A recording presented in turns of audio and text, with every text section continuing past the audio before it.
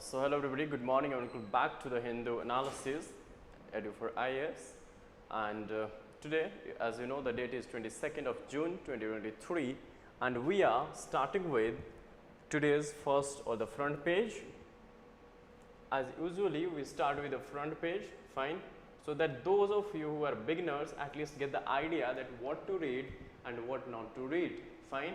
Of course, the better guide on this path would be your syllabus, GS syllabus, and of course the kind of questions being asked in the exam itself, fine. So, but at least in the initially you need hand holding, so that's why I always used to begin with the front page. Just let us look at the news, what is important from this page, because sometimes we need to discuss the news mentioned here briefly on the inside pages, fine. So first is AC denies relief to ED in Tamil Nadu's minister's case, leave it to AC. Okay, no need to go in that.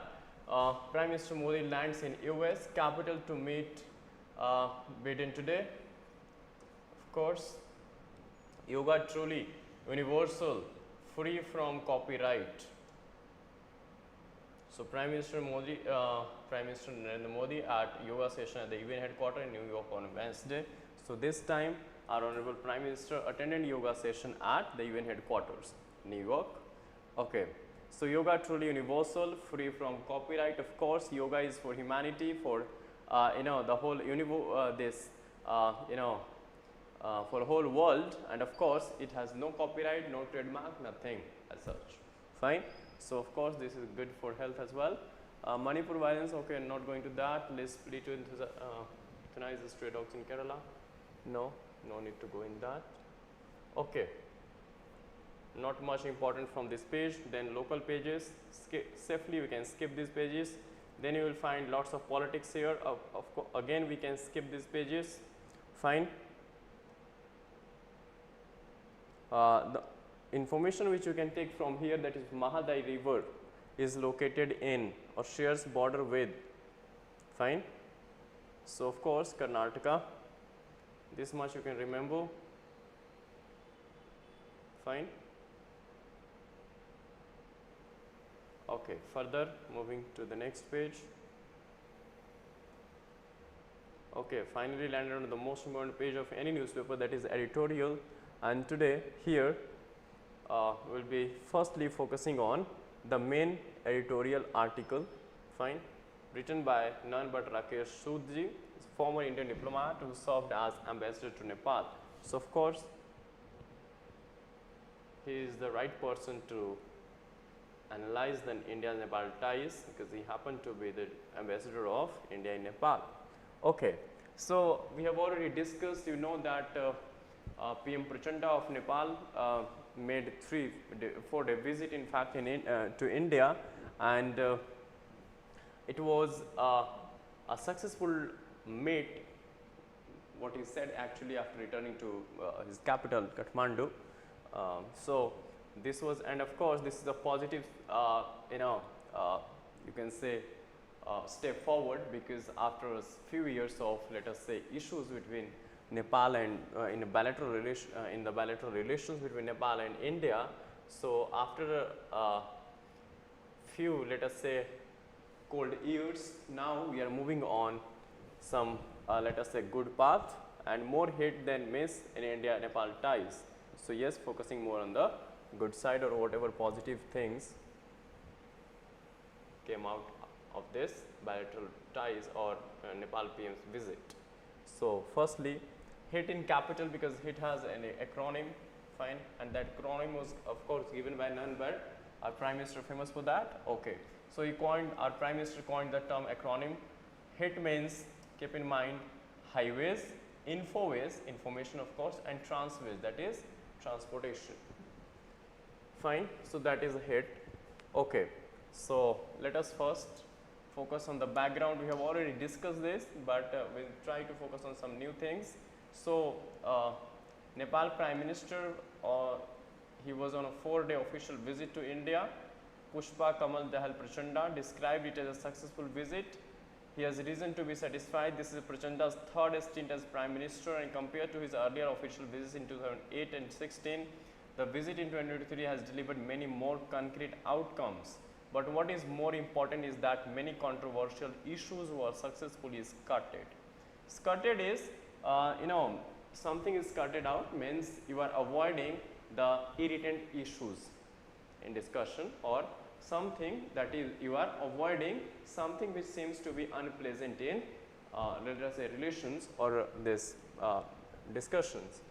So, Prachanda's politics, this is his domestic politics. We can safely skip this paragraph till here.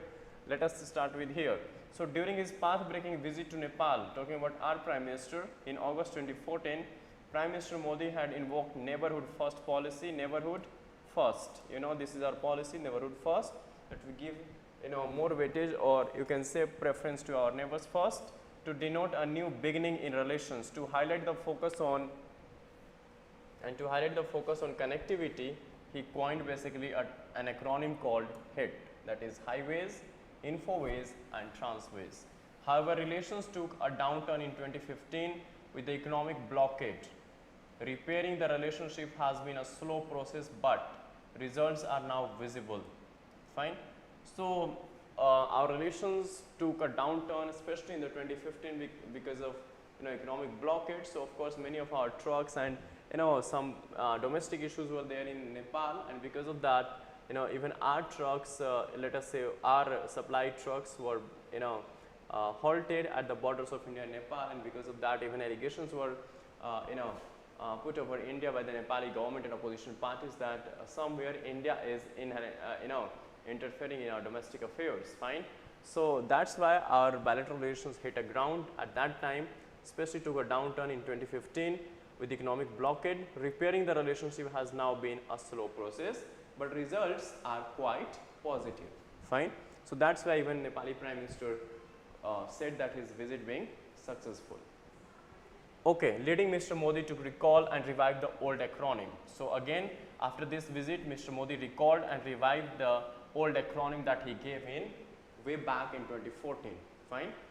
Okay. So, hydropower corporation, where our relation exactly lies and what are the irritant issues, what are the plus and minus of these relations between India and Nepal. So, let us quickly glance that. Hydropower corporation, you all I hope you people are aware that Nepal has hundreds of rivers. So, when Nepal has hundreds of rivers, of course, it has huge potential for hydropower generation. Fine. And this is where Nepal can help India, or of course even can export the electricity and earn good number of good amount of foreign exchange as well. Fine. So, this could be one of the this bilateral of course trade agenda of course for this India and Nepal. For years there have been a statement about cooperation in the hydropower sector, but gradually things are looking up. Nepal is endowed with an economically viable potential of 50,000 megawatt of hydropower, but till a decade ago had an installed capacity of barely 1200 megawatt, making it dependent on electricity imports from India. So, you see this paradoxes that Nepal although has almost potential of 50,000 megawatt of electricity generation, but or hydropower you can say, but till a decade ago, 10 years back, it had only installed capacity of 1200 megawatt out of 50,000 megawatt you can say.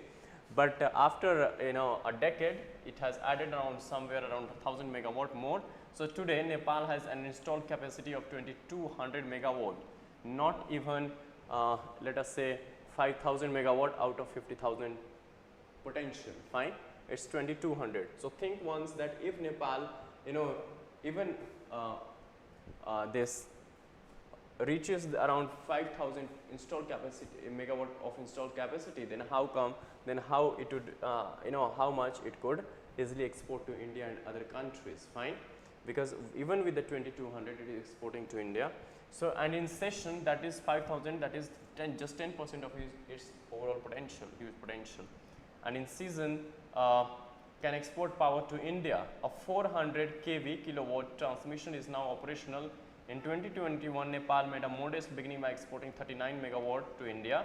The following year, it went up to 452 megawatt, earning Nepali rupee 11 billion in exports earnings from India. In the lean season, Nepal does import power from India, but its dependence has dropped from 20% to 10% during the last 5 years. So you see that Nepal's dependence on India not just reducing over the years, but also it has become one of the, you can say, net exporter of this electricity to India as well. So both sides have finalized certain or signed certain memorandum of understanding and agreements related to the hydropower sharing. Okay, so both sides have finalized a long-term power trade agreement targeting the export of 10,000 megawatt within 10-year time frame. So Nepal is somewhere targeting to export 10,000 megawatt of hydropower or electricity within 10-year time frame, but today it stands overall installed capacity at 2,200. So you can see that how much the Nepal has to add to its existing installed capacity. The 900 megawatt Arun 3, Arun is river basically, so Arun 3 project is started in 2018 by SJVN, that is Satluj Jal Vidyut Nigam, will be operational later this year. Of course, it's our own PSU, Indian PSU. In addition, it signed a memorandum of understanding MOU for the 695 megawatt Arun 4 project last year. The National Hydropower Corporation signed 2 projects last year, total of 200 megawatts. So these are the that how Nepal could reach this 10,000 megawatt of export target through different layers of projects, levels of projects. Let us say 900 megawatt Arun 3, basically Arun river, and already 2 projects are installed and running. So that's why Arun 3 project, then Arun 4 project, getting the different series of projects over Arun river. So of course Indian NHPC as well as SJVN is helping out Nepal to have this targeted installed capacity, and in that direction we have had many agreements and understanding with Nepal as well, memorandum of understanding. So during the visit, announcements were made about, so during the recent visit, announcements were made further about SJVN signing the 669 megawatt Lower Arun project and the NHPC Limited the 480 megawatt Fukot Karnali projects. Karnali is again river. Fine. To keep pace, work has begun on second high voltage transmission line between Bhutwal and Gorakhpur. Gorakhpur of course is in UP and Bhutwal is in Nepal. 2 more have been planned under line of credit. Line of credit is like a credit card you extend to any other country with a maximum limit that country can withdraw from that particular this. Of course, like us as an individual get the credit card, it has upper limit. To that extent you can also only withdraw, and then you pay, let us say repay of course whatever amount you have withdrawn alongside certain, let us say, rate of interest or additional charges. So that's how the line of credit actually works. So India extended line of credit with $679 million. Fine. By agreeing to the Nepal demand for the facility to export electricity to Bangladesh using the Indian grid, India has highlighted the prospect for sub-regional cooperation. So even Nepal requested India to facilitate the export of electricity from Nepal to Bangladesh via India, means via India's Indian grids. So of course India has accepted this request as well, and now we are going to export Nepali electricity fine, to Bangladesh via our own grids. To facilitate the movement of goods and people, the Rupai Dihar Nepal Ganj integrated checkpost. Integrated checkposts are basically the border infrastructure facilities which of course help in facilitating the trade and movement of people across the borders. So Rupai Dihar is in, remember, Uttar Pradesh, and Nepal Ganj of course Nepal. Checkpost was inaugurated. Work began on the Sunauli Bhairwaha integrated checkpost as well. Sunauli again is in UP. And MOU signed for another at Dojra Chandni. This is in Nepal. There is a plan to extend the Jayanagar Kurtha railway line. So these are the important points, especially for the prelims. Sometimes you get the, you might be asked like Jayanagar Kurtha. Other side you might be given the country name to match. This is how the UPSC is asking question nowadays. So this become pretty important, especially as far as your preliminary exam is concerned, not just in UPSC of course, even in state level exams. And I have seen that Haryana Civil Service exam during one of the papers they use they ask such kind of like different sets of transportation or railway lines or transportation lines or highways, and other side you were given, you might be given the country's name, and you just need to match the country's name with the set of, let us say, transportation projects between two countries. So Jayanagar Kurtha, Jayanagar is in Bihar, Kurtha is in, of course, this Nepal. Last year it was inaugurated, while more links are to be taken up after the Motihari. Motihari is again is in Bihar. Amlekganj petroleum pipeline, Amlekganj of course is in Nepal.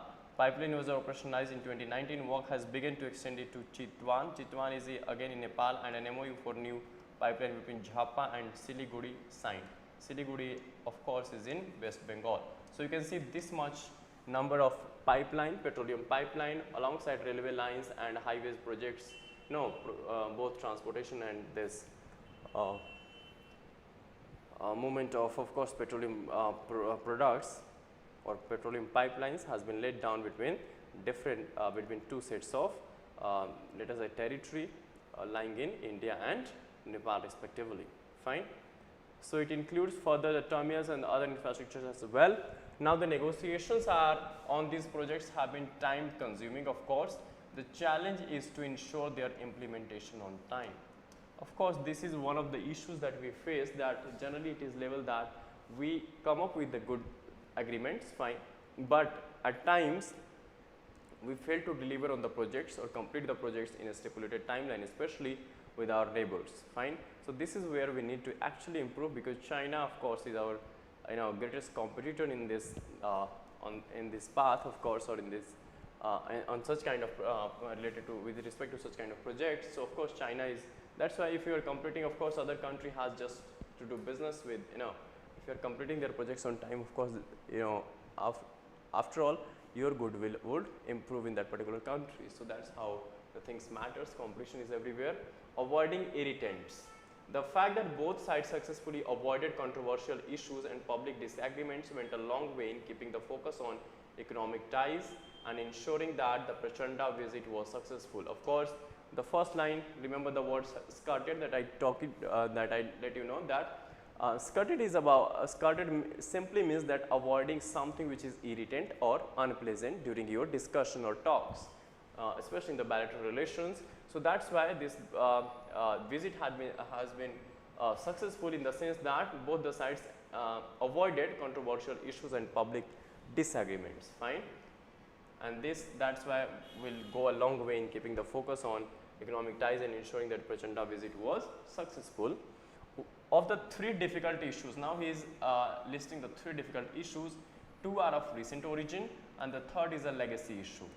Legacy issue means going on since years, the historical issues.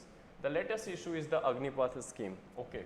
So I hope all of us are aware that latest issue is Agnipath. Not I'm talking about the issue you are aware of about, but at least you have basic knowledge about the Agnipath scheme. So Agnipath scheme, 4 years recruitment period for this. Of course, the new recruiters, let us say youth to our, of course, Navy, Air Force and this Army.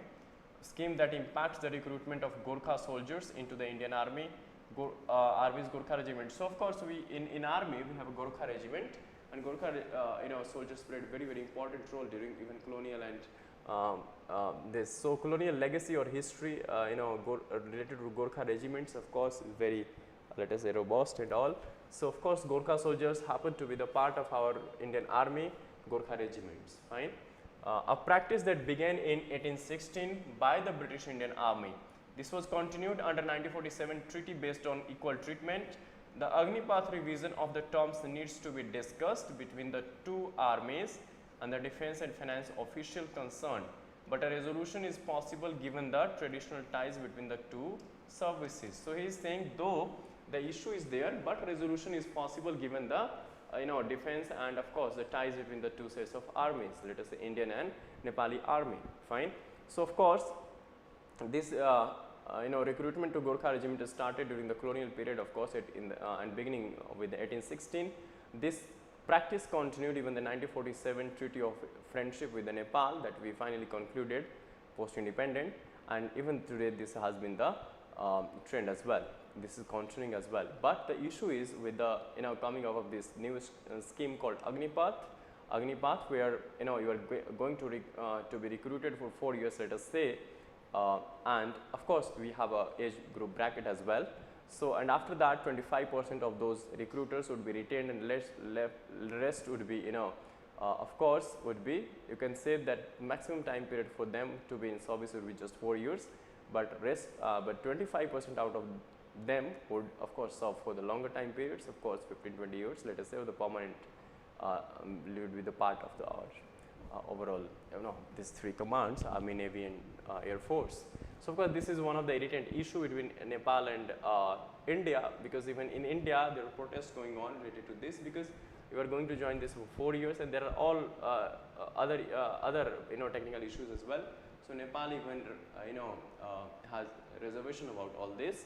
This could be sorted provided we are ready to talk. So, of course, it is and he is saying very optimistically that very positively that a resolution is possible given the traditional ties between the two services.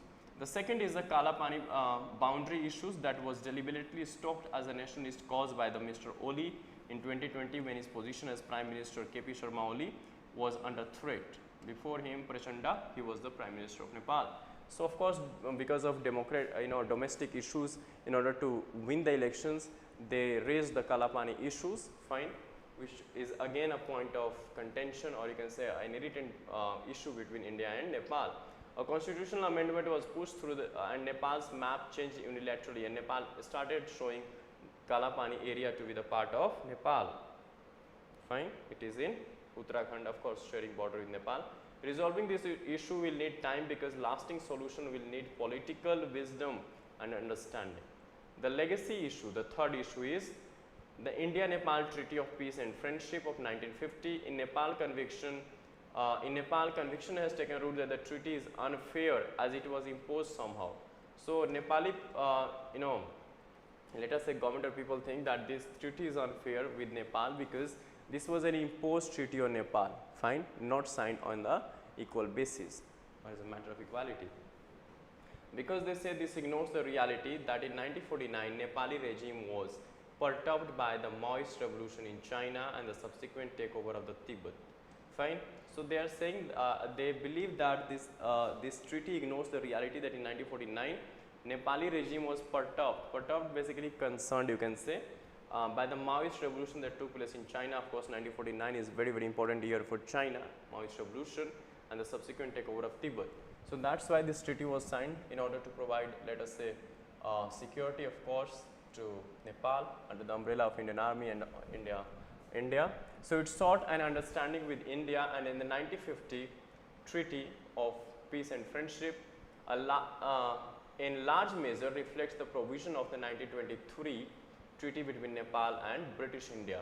So, more or less this 1950 treaty was based on the 1923 treaty of between British India and Nepal. In fact, treaty enables Nepali nationals equal treatment in terms of employment and permits them to apply for any government job except for Indian Foreign Service, Indian Administrative Service and Indian Police Service.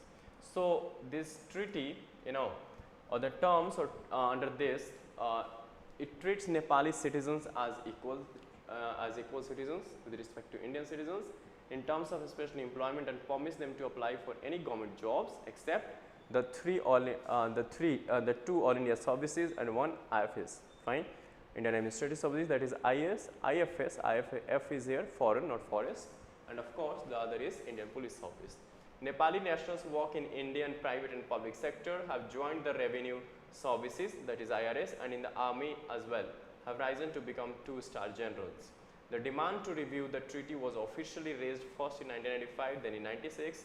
It was on the agenda of the Foreign Secretary meetings. Subsequent summits have included a reference to review and update it, but substantive talks have not taken place. However, some of the cobwebs are basically, you can say, a kind of confusion. So, some of the confusions of history need to be cleared so that the discussions can take place in an objective manner that addresses the concerns of both the countries. For the present, as Mr. Modi and Prachanda have demonstrated, the focus on hate will go a long way in rebuilding the trust between the two sets of the countries. Fine. So this was a very good piece of article written by none but ambassador himself, who served as Indian ambassador in Nepal. So of course you can see the three major issue of two of recent origin. One is a legacy issue. There is a three issues being point of irritants or bone of contention between Nepal and India. Fine. So this becomes pretty important to understand the current state of relation with between India and Nepal. Let us move to the next article. Okay, spare a thought for psychiatric caregivers too. So here the articles or the authors talks about giving equal this attention to those who are taking care of, let us say, mentally disturbed people, fine, or psychiatric caregivers too, fine. For example, if in a family there is one person who is mentally disturbed, so other members who are involved, especially the mother and father, so even they, especially the mother, who is more of course responsible or discharging more responsibility with respect to the particular person, let us say mentally disturbed person, mental issues or psychiatric issues related person bearing this kind of issues. So of course we need to even give cares to those who are the care givers, means to the mother, fine. So let us see first some facts. So according to NHM, National Health Mission, 6 to 7% of India's population suffers from mental disorders. That is, 1 in 4 families is likely to have at least one member with a behavioral or mental health disorder. The situation was worsened during the COVID pandemic. Of course, many people were, because it was a period of isolation, fear of losing loved ones, financial difficulty and uncertainty about the future increased stress level across social segments. Most of these cases remain untreated due to ignorance and social stigma. In the absence of visible proof of illness, deviations in behavior are generally attributed to attitudinal issues, marital troubles, financial problems or job stresses. So of course COVID, it made the situation worse from bad, of course, added to a lot of mental pressure and stress and all. While love affairs and examination stress are cited as the unusual culprits in the case of teenage behavioral issues, without proper diagnosis, patient and their families keep suffering as mental health responses remain mired in myths, stigmas and taboos. So of course this is the issue with the mental health. Whenever you are facing such kind of, let us say, mental health issues, of course the response remain generally muted because of three major issues. One is, let us say, myths, fine. Second is stigmas, of course, means this seems to be more of a societal problems or societal issues like even myths, stigmas and taboos, fine. Then cause for the caregivers, causes for caregivers stress. Over 90% of psychiatric patients in India live with their families, of course. Over 90% of psychiatric patients in India live with their families. The caregiver is under considerable stress because of the physical and emotional caregiving along with the social isolation, financial difficulties and troublesome behavior of the patient. So because of these issues, it might be physically physical, emotional, let us say, difficulties or even financial difficulties or isolation kind of things. So of course this all also to greater extent influences or harms the caregivers as well. So patients' non-adherence to treatment prevalent in such cases further exacerbates caregiver stress. In large families, especially, the primary caregiver burden is shared among family members, but with reducing family sizes, the role falls on the spouse. Chronic mental illness in a nuclear household disrupts daily life and drains family resources. Of course, chronic mental illness, especially today focus is on nuclear family. Nuclear family, hope you understand, mother, father and just 1 to 2 children or one single child. So chronic mental illness in a nuclear household disrupts daily life and drains family resources as well. Of course, it results into both economic and physical or mental, let us say, sufferings. Moreover, women caregivers face challenge in balancing caregiving, career, child rearing and household chores and are less likely to receive informal support for psychiatric treatment. Of course, the more issue is with the mothers, the women especially. Prolonged caregiving negatively impacts the psychological well-being of caregivers. Of course, already one person is suffering, but prolonged caregiving negatively impacts the psychological well-being of even the one who is providing the care, of course. So the caregivers use various strategies to cope with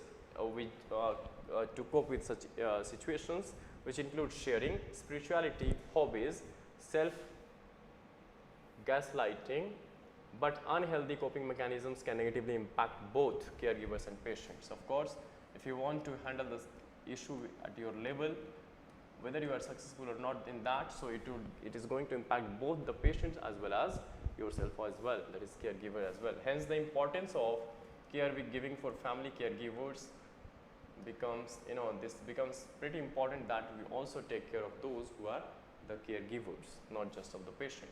So counseling services are currently provided to caregivers on request. This is not sufficient. So just counseling is not sufficient, as the situation of the caregiver is similar to that of the boiling frog, where the individual might not be aware of the emotional strain and hence will not request for support. Of course, you cannot sense that, and of course because of societal issues of taboos and stigma, hardly people come out and with this acceptance that they are suffering from such and such issues and need further care and of course medical attention. Structural intervention is essential now.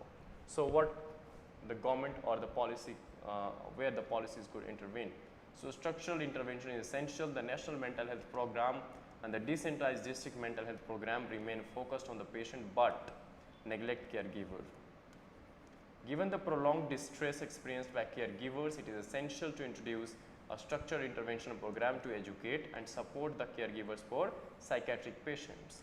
So it becomes pretty important that we just not stop with such kind of programs that are currently running, but also come up with a certain innovative set of tools where or to introduce, let us say, structured intervention program to educate, not just to educate and make them aware, but also support the caregivers of psychiatric patients.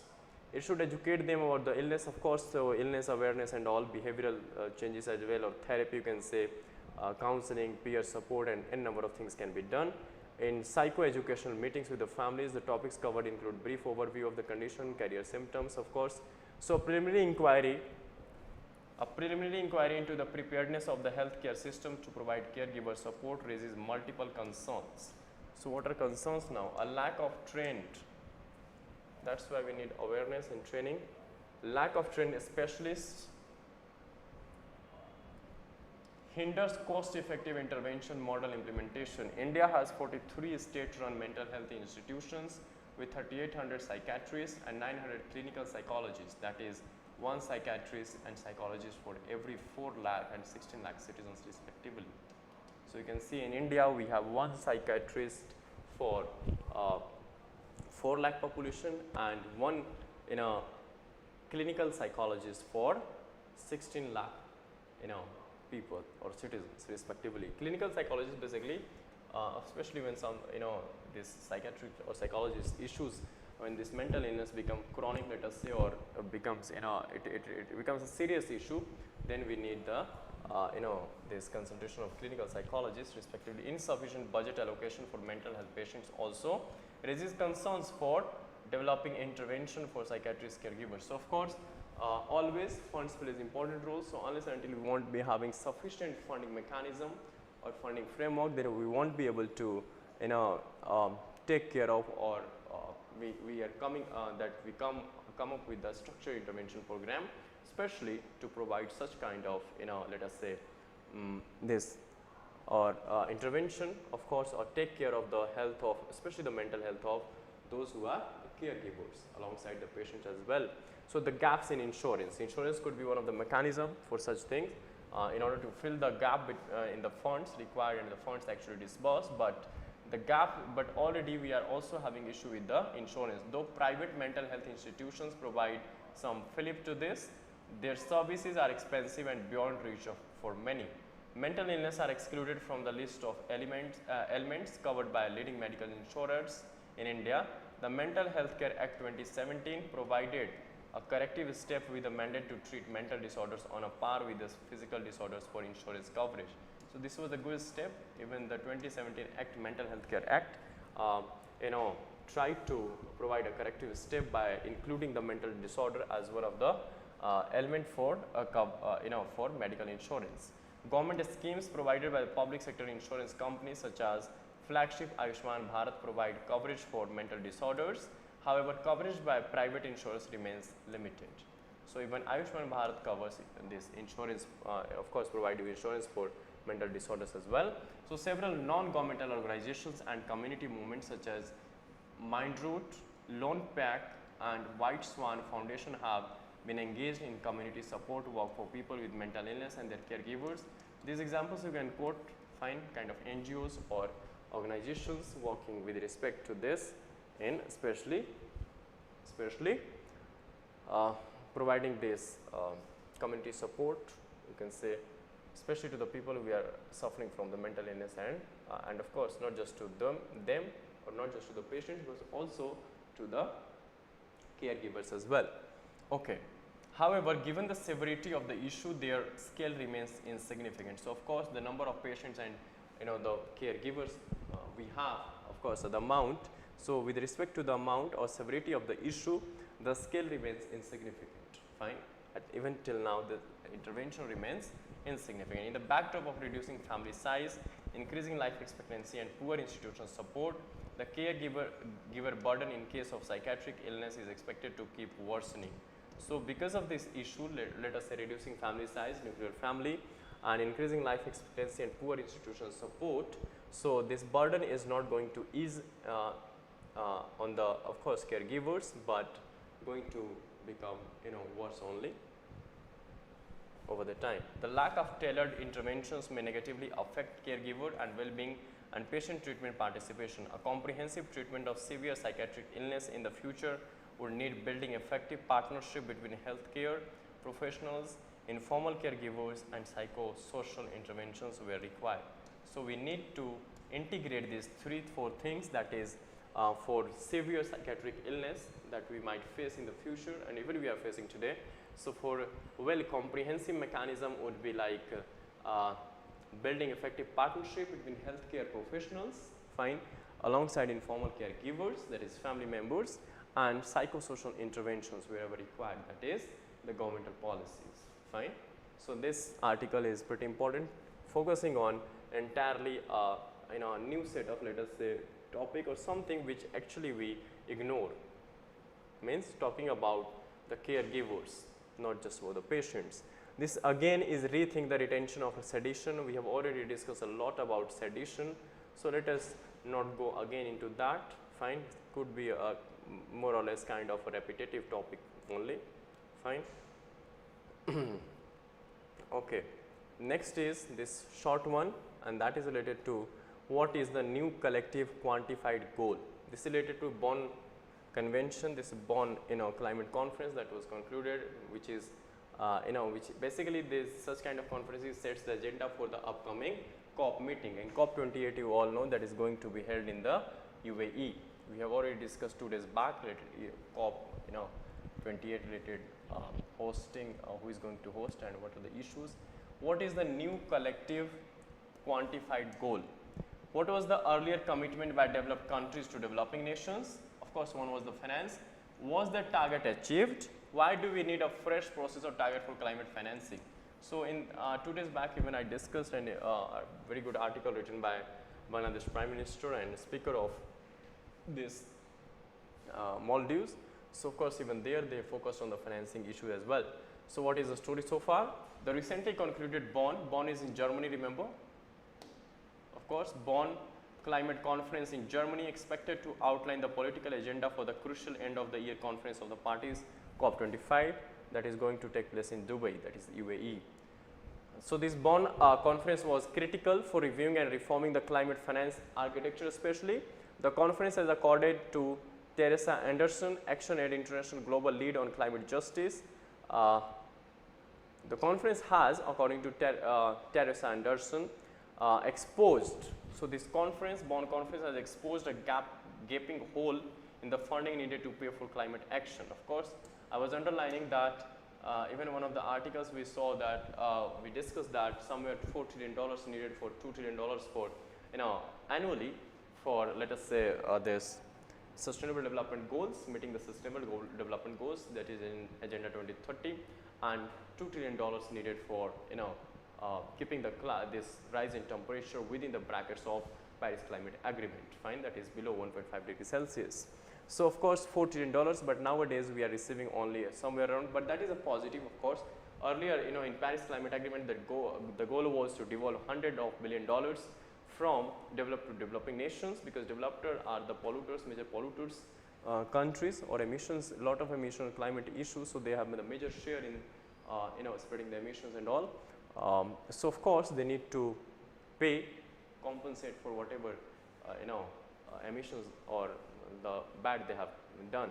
So of course for that, but that 100 has surpassed today, and somewhere initially though lacked, could not meet its target, but last year only the countries received around $208 billion. So of course that is improvement, but still the amount is meager compared to the $2 trillion that would be needed for meeting climate related issue or climate finance issues, fine. So moving to next, this of course this comes from a long-standing impasse between developed and developing countries over where money for climate change policy should come from and in what form. So what is NCQG? NCQG,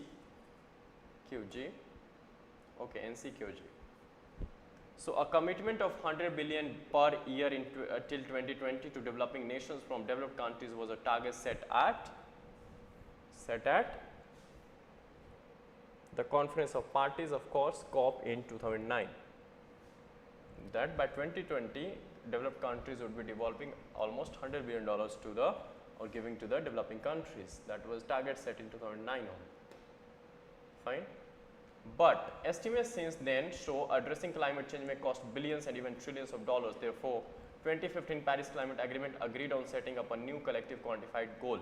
So remember, this new collective quantified goal was set up itself by the Paris Climate Agreement deal of 2015, that is COP21, for climate financing prior to 2025, a reference point which accounts for the needs and priorities of developing nations. The NCGQ is thus termed the most important climate goal.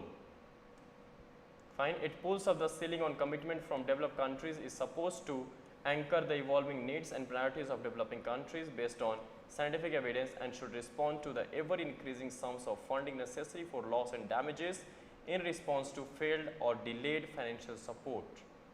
So of course this much, of course the funding becomes preemptive or for the developing countries in order to come up with the green policies or green, of course, tools, technologies, so that to limit the rising temperature, and and in aggregate then only globe or the whole world could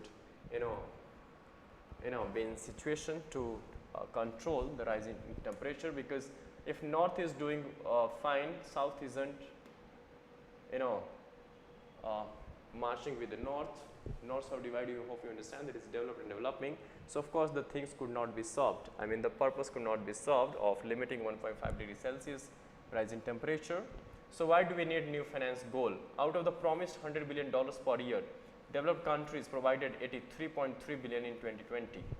So you can see shortfall of somewhere $17 billion as per Organization for Economic Cooperation and Development, OECD basically. This figure may be misleading and inflated by as much as 225%. An Oxfam analysis found, as there is too much dishonest and shady reporting. Moreover, the 100 billion target set in 2009 was seen more as political goal, since there was no effort to clarify the definition or source of climate finance.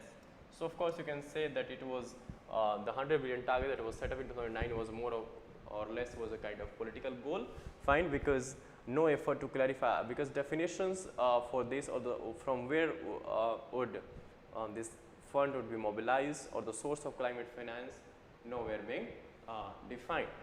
The economic growth of developed countries has come at the cost of high carbon emissions indeed, and thus they are obligated to shoulder greater responsibility. While funds available for climate finance have quantitatively increased, They are inaccessible and privately sourced, delayed and not reaching countries in need. So of course, you have seen that $83.3 billion just mobilized or devolved by the developed countries to the developing nations in 2020 to meet the climate related issues or challenges, fine. But even this is this has been, as Oxfam said, that this amount of $83.3 billion might be inflated as much as 225%. So you can see that reality was something different than this figure, even less, much less than this. So a research study by the Center for Science and Environment found roughly 5% of climate finance comes from grants, the rest through loans and equity, which burden developing countries.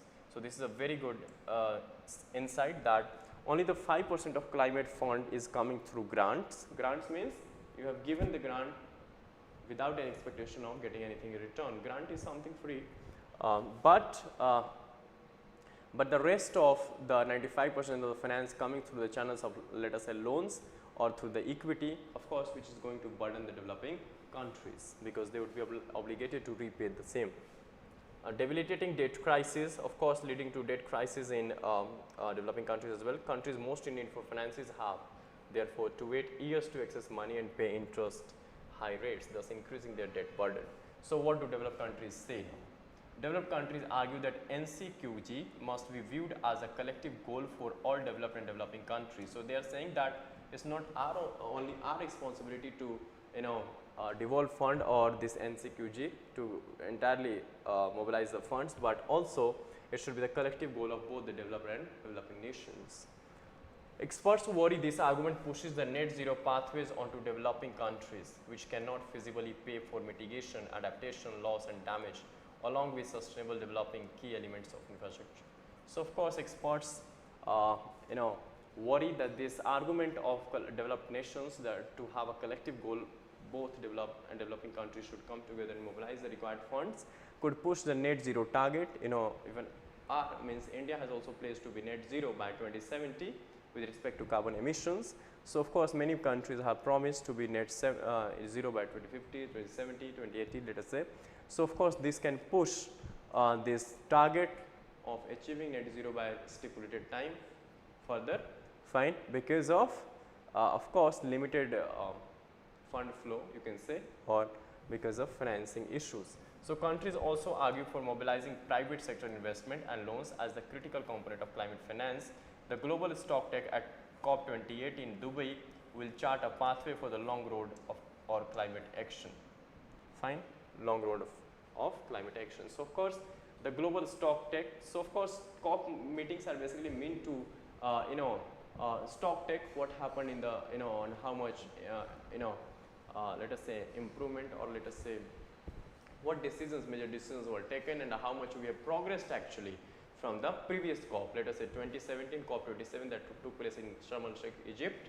So how much improvement or what is the progress on what we have promised in the subsequent, in the preceding COP meetings been made, fine. So COP meetings are generally meant to stock take or analyze or to check the progress already made on the promises, previous promises. What is at stake in 2023 then?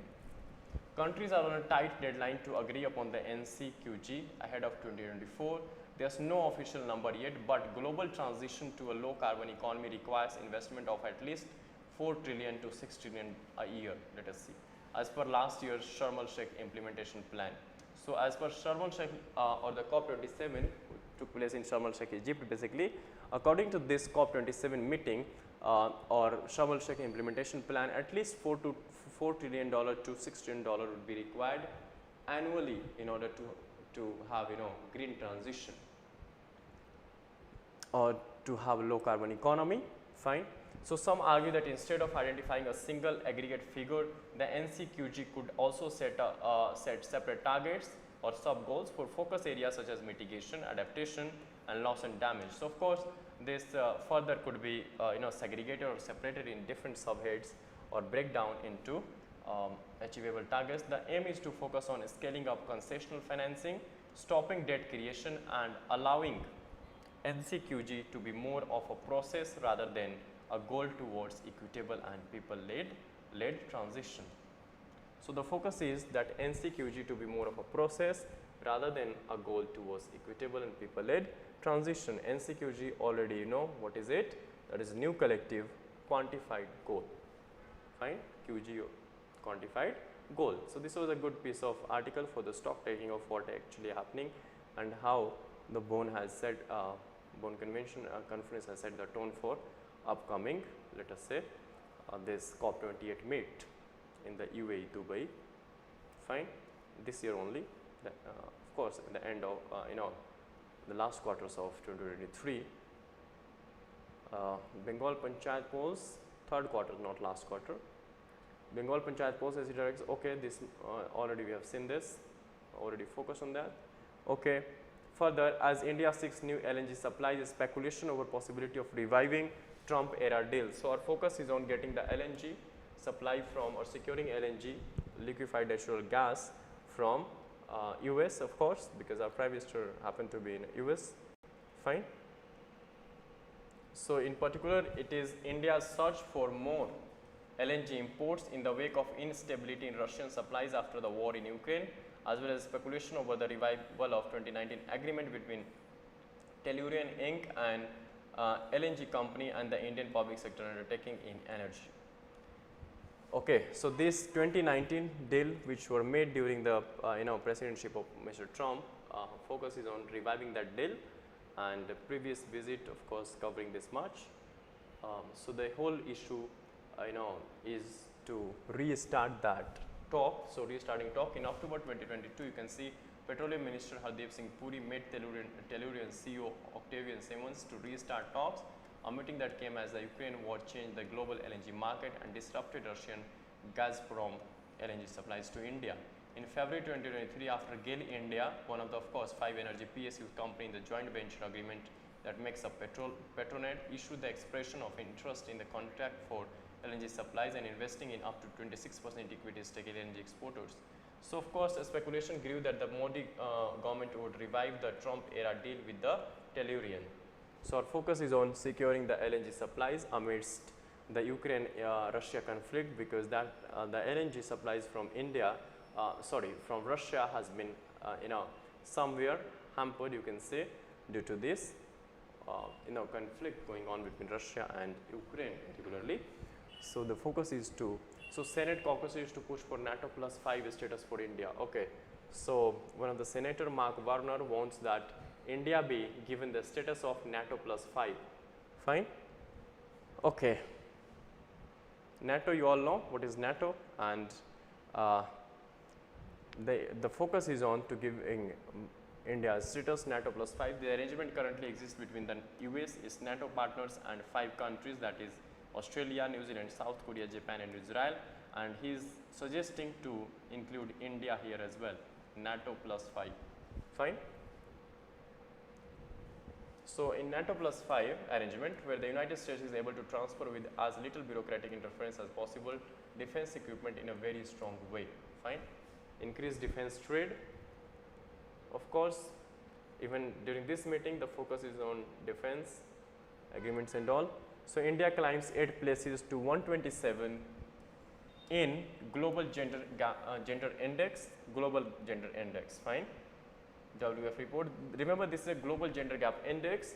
Another, we have gender inequality index by UNDP. So these are two entirely different indices. Remember, this is a global gender gap index or global gender index by World Economic Forum. Fine, the country had improved by 1.4 percentage points from 2022 figure, marking a partial recovery towards 2020 parity.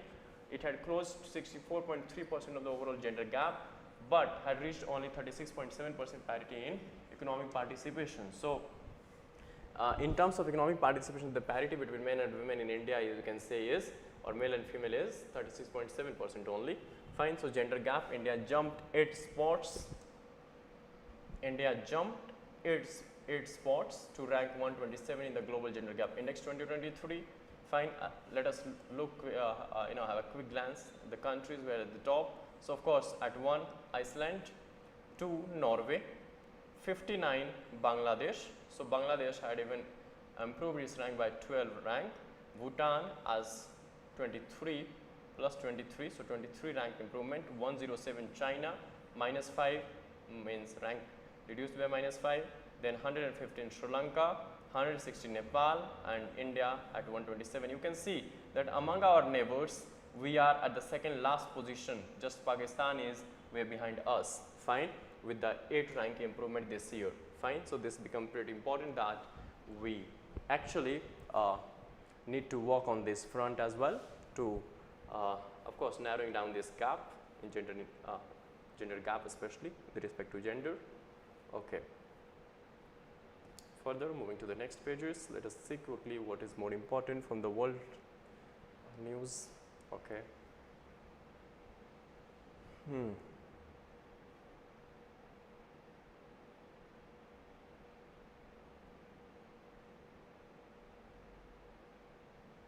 Okay, so there is again one small topic, and that is related to St. Petersburg International Economic Forum.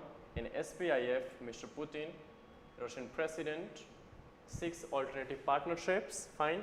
So, you know, as the war, this Ukraine and Russian conflict going on or dragging on, taking a heavy toll on both sides of the front line, Russia faced with the biggest standoff with the West in its mode. So, keeping, you know, looking for, some alternative economic and geopolitical partnership. President Putin is looking for alternative economic and geopolitical partnerships to navigate the challenging times. At the 26th edition of, remember this was 26th meeting of SPIF, that is St. Petersburg International Economic Forum, held last week in Russia. Petersburg is of course in Russia, second largest city. The Kremlin made its message clear to the entire world. The economy is holding up despite unprecedented Western sanctions. Fine. Okay. So, elite gathering, the SPIF used to be called Russian Davos. Davos, you know, Switzerland, annual this aggregation of world leaders across the spectrum. It was probably the only such elite gathering of global business community leader in this part of the world. Fine. Okay. Just remember what is SPIF, which this was 26th meeting of SPIF. Okay.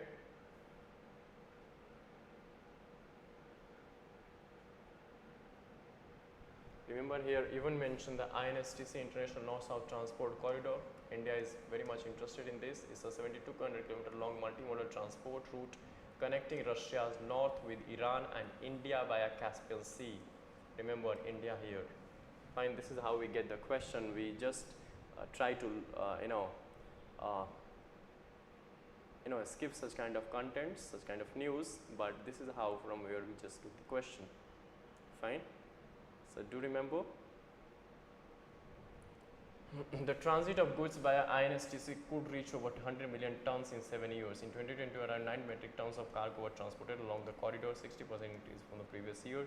So, Russia is looking after this INSTC as both, as an opportunity. Fine.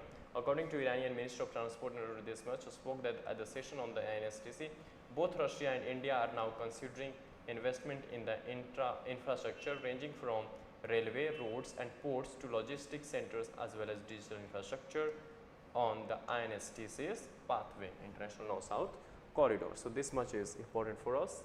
Two things, INSTC and SPIF from this entire article. Fine. Okay. So, industries eyes access to Gati Shakti portal to boost capex in connectivity. What CII modes? Confederation of Indian Industry suggested government that government could share information from portal, that is Gati Shakti portal, multimodal of course infrastructure portal, after blocking out sensitive data so as to facilitate greater private capital investment in infrastructure projects. Data can help improve planning, especially in logistics and allied sectors for the private sector. So, you know, data is the new oil. So, this is what suggested by CIA, Confederation of Indian Industry, to the government. India's Russian oil purchases scale new record in May. So, you can see that Russia has emerged to be the largest exporter of crude oil to India, replaced Iraq way behind. Fine. So, you see that the world's third biggest oil consumer. So, this is again important fact. We are the world, India is the world's third biggest oil consumer and importer, buys more than 80% of its oil overseas. Fine. So India's rising imports of Russian oil hit a record high of about this much barrel per day. Fine. This made dent purchases from Iraq and Saudi Arabia. Okay. So Russian oil today accounted for about 40% of India's crude imports in May, cutting imports from Iraq to 3-year low and from Saudi Arabia to their lowest since September 2021. So you can see that the first at the top is Russia with 14% share in India's overall export. Then comes the Iraqi oil, down about 13.7% from April, while supply from Saudi declined 15%. So you can see this much of, so we are trying to balance our relations on the one side US and the other side with, of course, Russia as well. India unable to fill 30% of cybersecurity jobs due to skill gap. You can mention somewhere this data. Fine. Okay. Finally, we have landed on the sports page. Okay. So that's it from my side. If you have any query, anything, you can put the same in the comment section. That's it from the 22nd of June 2023, the Hindu analysis. Stay tuned for this, of course, further Hindu analysis. Until then, take care and keep revising the things. Fine. Thank you for being with us. Stay tuned.